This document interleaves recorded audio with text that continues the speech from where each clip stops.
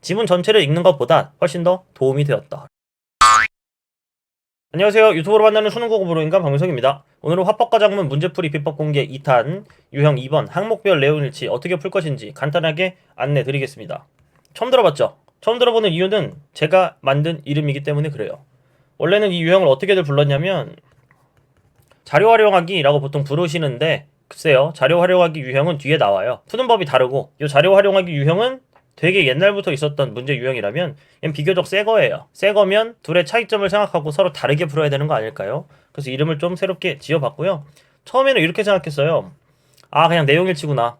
꼼수 안 통하고 그냥 다 읽어야 되는구나. 나중에 말씀드리겠지만 이렇게 다 읽어야 되는구나 라는 판단이 선다면 그때 바로 그냥 다 읽어주시면 돼요. 근데 유형이 반복되면서 맨날 물어보는 게 비슷한 것 같은데 굳이 굴복하고 다 읽을 필요가 없겠어 하는 생각에 이런 걸 알려드리면 어떨까 싶어서 준비하게 됐죠. 읽긴 읽되 어떤 부분을 어떤 거에 집중하며 얼마만큼 어떤 순서로 읽고 문제를 풀면 되는지 이런 것들을 알려드리면 좋을 것 같아서 그런 것들을 같이 약속해보면 좋을 것 같아서 이렇게 풀이법을 알려드리게 되었습니다. 항목별 내용일치 문제가 뭐지? 아직도 감이 안 잡히시는 분들을 위해 문제부터 보고 올게요. 최근 수능 2번이었어요. 이렇게 생긴 거 아시죠? 그 전년도 수능 2번이요. 얘도. 그리고 그때의 9월 평가원이네요. 얘도 2번이었고요. 그때 또 6월 평가원 얘도 2번이었어요. 이런 문제를 어떻게 풀까? 갑니다. 풀이법 1번 본문 기준으로 첫 자료의 활용 의도와 자료 내용을 체크한다. 발표나 연설이나 강의를 하면서 자료를 사용한다는 건 좀 더 효과적인 내용 전달을 위해 사용하겠죠? 근데 그냥 큰 틀의 어떤 의도는 효과적인 내용 전달에 있다고 쳐요. 근데 그 순간에 의도가 있을 거예요. 그 자료를 왜 썼는지, 왜에 해당하는 내용일 겁니다. 그리고 어떤 내용을 담고 있는지, 왜 어떤 내용을 담고 있는 자료를 썼는지 그 순간에 체크하는 거예요. 본문에 여러분 자료 이렇게 되어 있을 거예요.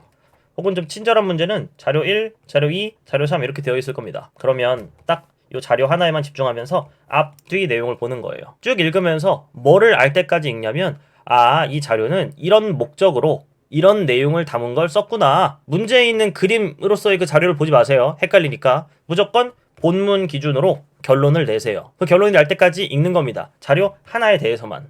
그리고 이젠 문제로 가는 거예요. 문제로 가면 해당 자료와 관련 있는 선택지가 하나 혹은 두 개 있을 거예요. 그것들을 다 확인해서 지우거나 선택하는 거죠. 필요하다면 필요성을 느낄 때 그때 자료의 내용을 보기에 나와 있는 것대로 확인하세요. 그리고 자료가 제시된 순서대로 순서는 기준이 본문입니다. 본문의 순서대로 해당 과정을 반복하면 문제가 풀릴 거예요. 직접 해봐야 감이 잡히겠죠? 자, 여기부터 기출문제를 같이 풀어볼 건데 여러분 만약에 이 문제들 안 풀었다면 지금 이 자료 다운받아서 문제를 풀고 이 영상을 봐주세요. 간단하게 문제풀이만 하고 끝낼 거지만 안 풀어본 사람보단 풀어본 사람이 조금 더 얻어가는 게 많을 겁니다. 푸세요. 알았죠? 구독, 좋아요. 자, 여러분들이 문제를 풀었다는 전제로 시작해 보겠습니다. 문제가 딱 있잖아요. 보통은 문제부터 보라고 많이 이야기를 하겠지만 얘는 본문 기준으로 먼저 알고 가는 거예요. 각 항목에 대해서.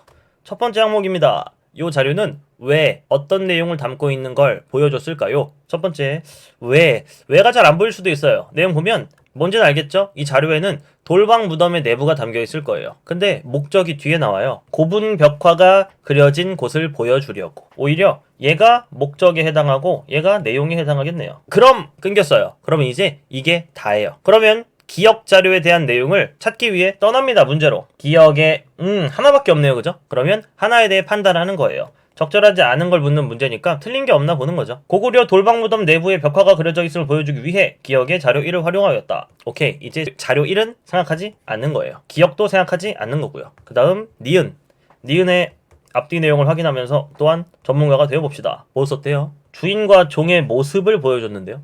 뭘 보여주려고? 그 모습에 담겨있는 의미를 보여주려고. 그 당시의 사람들의 생각을 보여주려고. 주목할 점이라고 말해요. 주대종소법이라고 하네요. 이게 주가 되는 것은 크게, 나머지는 작게 그리는 방법이래요. 이걸 보여주려고 한 것 같아요. 계속 이어집니다. 내용이 보시는 것처럼 권위를 강조하고 풍요로운 삶이 사후세계에서도 이어지길 바라는 마음을 담아냈다. 요 내용만 기억하세요. 이제 지문 전체에 대한 기억 말고 요 부분만 기억하는 거예요. 그러고 가서 이젠 니은을 확인하는 거죠. 자료 2, 자료 2라고 하니까 자료 2가 맞는지는 볼 필요가 없을 것 같아요. 첫 번째, 무덤 주인의 권위를 고분벽화에 담아내었음을 보여주기 위해 니은의 자료 2를 활용하였다. 괜찮죠? 그 다음 3번, 사후세계에 대한 염원. 그게 있었나? 기억 안 난다면 돌아가세요. 여기잖아요. 또 지워주시면 돼요. 답은 4번과 5번 중에 있을 겁니다. 이젠 디귿을 볼까요? 디귿 앞뒤를 보면서 디귿이라는 자료를 왜 썼는지, 그리고 디귿이라는 자료에 어떤 게 담겨 있는지 보세요. 이것은 불교와 도교 사상이 공존하던 당시의 상황이 반영된 것이라 할 수 있습니다. 이러고 한편 이러고 끊기네요. 이 디귿 때문에 낚시 걸린 친구들이 실제로 수능에서 많았는데 한편이라는 거에서 끊어주는 게 중요했습니다. 디귿이라는 자료를 왜 썼고 어떤 내용을 담고 있는지를 보기 위해 이 부분에만 집중했다면 이 한편에 반응할 수 있었을지도 모르죠. 반응 못했다면 뭐 틀리는 거였지만 뭐 틀리기까지 했을까? 모르겠네요. 그죠? 디귿 요 파란 형광펜으로 된 부분만 안다고 친다면 어떨까요? 무덤 주인을 지켜준다고 여긴 대상을 고분 벽화에 담아내었음을 보여주기 위해. 처음 들어보는 내용이죠. 그 다음 5번 종교 사상이 고분 벽화에. 종교 사상 어떤 걸까요? 불교와 도교 활용하였다. 답은 몇 번이 되나요? 4번이 됩니다. 만약에 4번임을 몰랐던 친구들은 이것 때문이었어요. 이건 좀 세게 말하면 이렇게 말할 수 있죠. 디귿 자료랑 아무 상관도 없다. 이렇게 각각의 자료에 집중해서 할 일들을 했어야 해요. 그래야 상관없는 내용은 상관없다라고 따로 기억해버리고 치워버릴 수 있죠. 지문 전체를 읽는 것보다 디귿 자료에 대해서 탐구하려고 읽었던 그런 과정이 훨씬 더 도움이 되었다라고 볼 수 있겠네요. 어떤가요? 자, 마지막으로 이 문제 풀어보고 끝내겠습니다.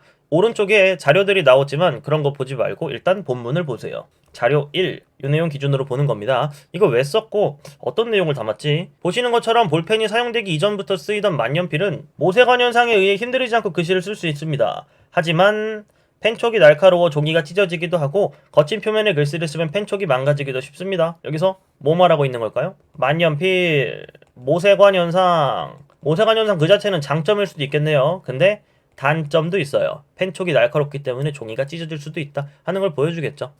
이 전에 문제를 풀고 왔다면 얘가 볼펜에 대한 발표인 걸 알아요. 그래서 만년필을 까고 볼펜 좋다 이렇게 강조하려고 하는 게 아닐까, 이런 생각도 할 수 있겠네요.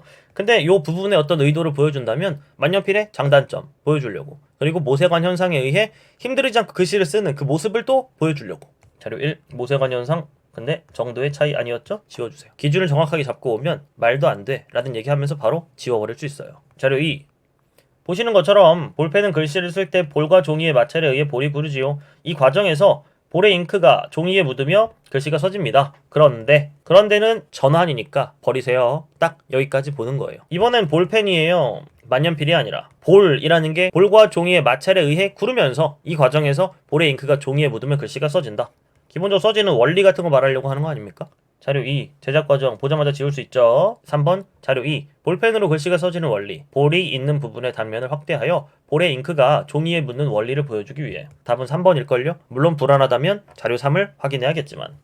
자료 3을 가리키며 보시는 것처럼 볼펜은 잉크가 들어갈 대롱의 끝에 볼을 넣은 후 밑부분을 오므려 볼이 빠지지 않도록 하는데요. 볼이 빠지는 문제를 정밀한 기술로 보완하고 있습니다. 볼이 빠지면 안 되니까 빠지지 않게 하기 위한 노력? 그러니까 볼펜은 좋은 거야. 뭐 이런 얘기 하는 거 아닐까요? 자료 3에 대한 파악을 했다면 이젠 가보세요. 4번에 볼펜에 볼을 고정하는 과정. 빠지지 않도록 하는 게 고정이고, 그리고 넣은 후 오므렸다 이런 걸 과정으로 볼 수 있다면 세모 정도로 허락할 수 있겠네요. 근데 오른쪽에 볼을 정밀하게 가공한다 하는 게 아니라 그 볼을 빠지지 않게 하는 그 노력을 얘기하는 거니까 여기서 잘려요. 갑자기 앰뷸런스가 지나가네. 5번 볼펜에 잉크를 주입하는 방법. 여기서 잘리겠죠? 답은 확실하게 3번이다. 이런 식으로 문제를 풀어주시는 겁니다. 순서만 정확히 지키면 되고 집중할 부분에 집중하면서 해당 내용을 판단해주는 과정. 이것만 지켜주시면 문제풀이가 조금은 수월해지지 않을까. 1번 본문 기준으로 첫 자료의 자료 활용 의도와 자료 내용을 체크한다. 딱 틀에 맞춰서 체크하지 않더라도 이런 것들을 파악해야 돼 라는 목적을 가지고 접근해주시면 좋습니다. 그리고 체크한 자료에 해당하는 선택지를 찾아 확인하고 지우거나 선택하는 거예요. 필요하다면 그때 자료의 그림을 봐도 좋아요. 근데 방금 문제 풀 때 2번 다 그림 안 봤죠. 그리고 그 과정을 반복해 주시면 아마 정확한 판단을 할 수 있지 않을까. 지금 만약에 지문을 다 읽고 그런가 하는 판단만 하고 있다면 이렇게 방법을 바꿔주신다면 조금 더 믿는 구석이 생기지 않을까. 이 유형이 나왔을 때 이렇게 반응하라는 거지 언제나 이 유형이 나올 거야 라는 얘기는 아니라고 말씀드렸습니다. 유형 2는 여기까지 하고요. 유형 3으로 돌아올게요. 안녕.